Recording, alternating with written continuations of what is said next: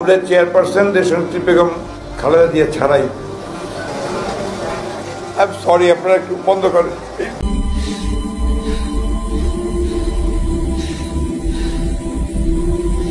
জিয়াউর রহমানের নেতৃত্বে গঠিত বাংলাদেশের জনপ্রিয় রাজনৈতিক দল হলো বাংলাদেশ জাতীয়তাবাদী দল বিএনপি। আর বিএনপির রাজনৈতিক দলের এমন কিছু নেতা নেত্রী আছেন যাদের হঠাৎ হারিয়ে যাওয়া কিংবা অকাল মৃত্যু শুধু তাদের পরিবারকে নয় পুরো দেশকে প্রশ্নের মুখে দাঁড় করিয়েছে। সময়ের সঙ্গে সঙ্গে অনেক ঘটনা চাপা পড়ে যায়, কিন্তু তাদের অবদান, তাদের অনুপস্থিতি এবং তাদের রেখে যাওয়া প্রশ্নগুলো আজও সমানভাবে আলোচিত, সমানভাবে বেদনাদায়ক। আজকের এই ভিডিওতে আমরা তুলে ধরবো বিএনপির সেই 10 জন গুরুত্বপূর্ণ নেতা নেত্রী গল্প যাদের হারিয়ে যাওয়া বা অকাল প্রয়াণ রাজনীতিতে গভীর শূন্যতা সৃষ্টি করেছে। তাহলে চলুন ভিডিওতে লাইক দিয়ে শুরু করা যাক।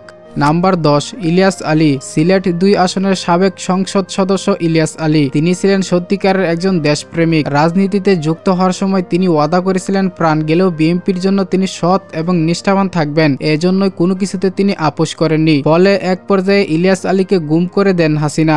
এরপর থেকে ইলিয়াস আলী নিখোঁজ রয়েছেন 1 যুগেরও বেশি সময় ধরে। পরিবারের সদস্যরা এখনো তাকে ফিরে পাওয়ার আশায় রয়েছেন। 5 আগস্ট গণ অভ্যুত্থানে শেখ হাসিনার পতনের পর ইলিয়াস আলীর গুম রহস্য আবারও আলোচনায় আসে। সম্প্রতি এই ঘটনার চাঞ্চল্যকর তথ্য উঠে আসে আন্তর্জাতিক অপরাধ ট্রাইব্যুনালে দেওয়া গ্রেপ্তার জার্প সদস্য সার্জেন্ট তাহিরুল ইসলামের 164 ধারা স্বীকারোক্তিতে। তাহিরুল ইসলাম বলেন, 2012 সালের 17 এপ্রিল সন্ধ্যার পর দলীয় নেতাকর্মীদের নিয়ে ইলিয়াস আলী সভা করেন তৎকালীন শেরাটন হোটেলে। সভা শেষ করে রাত 11টার দিকে বের হন। এরপর ইলিয়াস আলী ও তার ড্রাইভার আনসার আলী রহস্যজনকভাবে নিখোঁজ হন। পরদিন ভোরে তার গাড়িটি পাওয়া যায়, কিন্তু দুজনকেই খুঁজে পাওয়া যায়নি। এই ঘটনাটি দ্রুতই দেশের অন্যতম আলোচিত গুম ঘটনার তালিকায় উঠে আসে। নাম্বার 9, আব্দুল মান্নান ভূঁইয়া।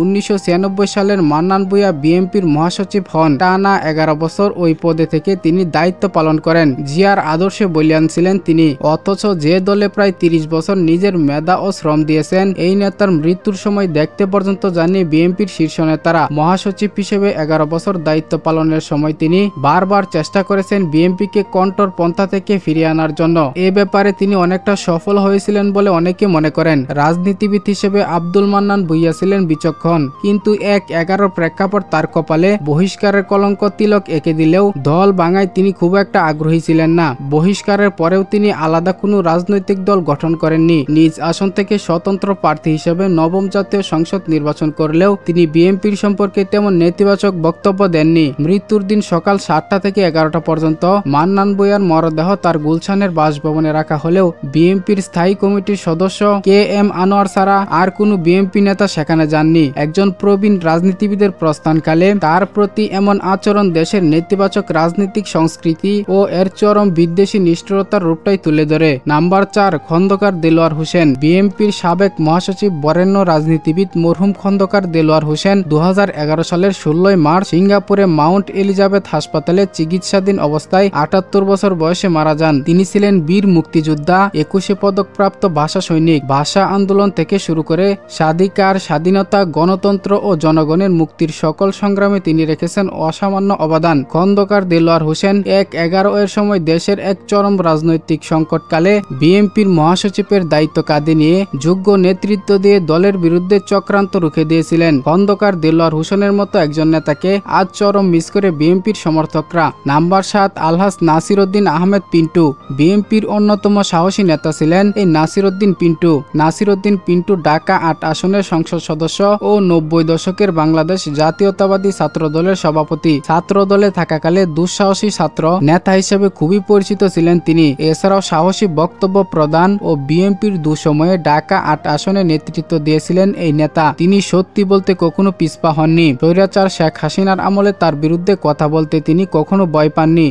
এজন্য এ সাহসী নেতাকে হাসিনা প্রশাসন বিভিন্ন মামলার বেড়াজালে দোষী সাব্যস্ত করে আটক করে। কারাগারে আটককৃত অবস্থায় 3 মে 2015 সালে তিনি মৃত্যুবরণ করেন। তবে পিন্টুর পরিবার এটি একটি রাজনৈতিক হত্যাকাণ্ড বলে আখ্যা দেন। নাম্বার 6, সাদেক হোসেন খোকা। বিএনপির অন্যতম প্রভাবশালী নেতা ছিলেন সাদেক হোসেন খোকা। তিনি একজন রাজনীতিবিদ এবং মুক্তিযোদ্ধা ছিলেন। খালেদা জিয়ার দ্বিতীয় মন্ত্রিসভায় মন্ত্রী এবং প্রথম মন্ত্রিসভায় প্রতিমন্ত্রী হিসেবে দায়িত্ব পালন করেন। তিনি ঢাকা সিটি কর্পোরেশন কর্পোরেশনের সর্বশেষ মেয়র এবং পরপর 4 বার ঢাকা 7 আসন থেকে সংসদ সদস্য নির্বাচিত হয়েছিলেন। তিনি ছিলেন অত্যন্ত একজন ত্যাগী নেতা। তিনি দলের জন্য কঠোর পরিশ্রম এবং ত্যাগ স্বীকার করেছেন এবং বেশ কয়েকবার কারাবরণও করেছেন। ঢাকা 7 আসনকে তিনি বিএনপির দুর্গে পরিণত করেছিলেন। দুঃখজনকভাবে 2019 সালের 4 নভেম্বর ক্যান্সারে আক্রান্ত হয়ে মার্কিন যুক্তরাষ্ট্রের একটি হাসপাতালে মারা যান। 7 নভেম্বর তাকে জুরাইন কবরস্থানে সমাহিত করা হয়।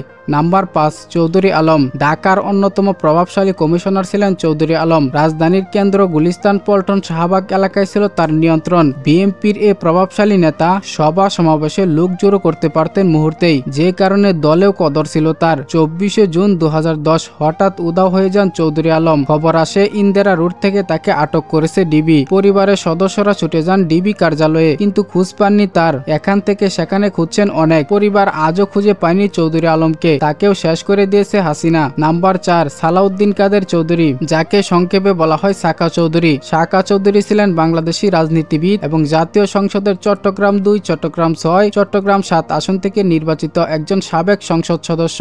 বলা হয়ে থাকে সাকা চৌধুরী বিএনপির দুসময়ের একজন সবচেয়ে ত্যাগী নেতা। ভয় কি জিনিস সেটা সাকা চৌধুরীর মধ্যে ছিল না। প্রচন্ড রাগী মেজাজের মানুষ ছিল এই সাকা চৌধুরী। তিনি রাজনৈতিক কর্মের মাধ্যমে চট্টগ্রামকে বিএনপির ঘাঁটিতে পরিণত করেছেন এবং আওয়ামী লীগ সহ বিভিন্ন বিরোধী দলীয় নেতা খুবই ভয় পেত এই সাকা চৌধুরীকে। তবে মানবতা বিরোধী অপরাধের দায়ে 2015 সালের 22 নভেম্বর তার মৃত্যুদণ্ড কার্যকর করা হয়। আর এভাবে বিএনপি হারিয়ে ফেলে এক সাহসী নেতাকে। নাম্বার 3, লুৎফুজ্জামান বাবর। বাংলাদেশের ইতিহাসের সবচেয়ে দুঃসাহসী ব্যক্তি ছিলেন সাবেক স্বরাষ্ট্র প্রতিমন্ত্রী লুৎফুজ্জামান বাবর। এক সময় তিনি ছিলেন তারেক জিয়ার বেস্ট ফ্রেন্ড। লুৎফুজ্জামান বাবর 1991 সালের 5ম জাতীয় সংসদ নির্বাচনে স্বতন্ত্র প্রার্থী হিসেবে আনারস প্রতীক নিয়ে নেত্রকোনা 4 আসন থেকে সংসদ সদস্য নির্বাচিত হয়েছিলেন।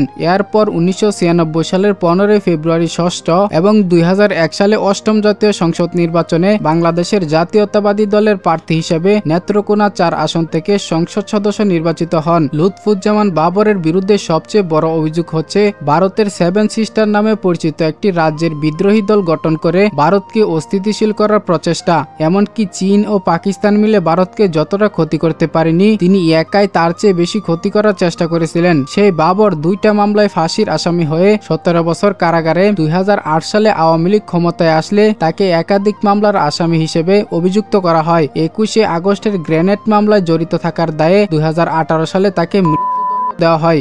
আর 2004 সালে ধরা পড়া 10 ট্রাক অস্ত্রের চালান মামলায় তাকে ফাঁসির দণ্ড দেওয়া হয়। গত বছর 5 আগস্টের পর থেকে একে একে বিভিন্ন মামলা থেকে খালাস পান তিনি। এরপরে রয়েছে বেগম খালেদা জিয়া, বাংলাদেশি রাজনৈতিক ব্যক্তিত্ব যিনি 1991 থেকে 1996 সাল এবং 2001 থেকে 2006 সাল পর্যন্ত প্রধানমন্ত্রীর দায়িত্ব পালন করেছেন। তিনি বাংলাদেশের প্রথম নারী প্রধানমন্ত্রী ও বেনজির ভুট্টোর পর মুসলিম বিশ্বের দ্বিতীয় মহিলা প্রধানমন্ত্রী। তিনি বর্তমানে বাংলাদেশ জাতীয়তাবাদী দল বিএনপির চেয়ারপারসন ও দলনেত্রী, যা তার স্বামী জিয়াউর রহমান কর্তৃক 1978 সালে প্রতিষ্ঠিত হয়। ফেসবুক ও বিভিন্ন সোশ্যাল মাধ্যমে গত কয়েকদিন ধরে ছড়িয়ে পড়েছে খালেদা জিয়া মারা গেছে। তাদের দাবি বিএনপি চেয়ারপারসনের মৃত্যুর খবরও নাকি গোপন করছে বিএনপি নেতাকর্মীরা। আসলেই কি মারা গেছেন খালেদা জিয়া? আর মারা গেলেও গোপন করে লাভ কি বিএনপির? প্রিয় দর্শক, আপনি কি মনে করেন খালেদা জিয়া কি এখনো বেঁচে আছে নাকি মারা যাওয়ার পর এখনো গোপন রাখা হয়েছে, তা কমেন্টে জানাবেন। আর বিএনপির এই নেতাকর্মীদের ভিতরে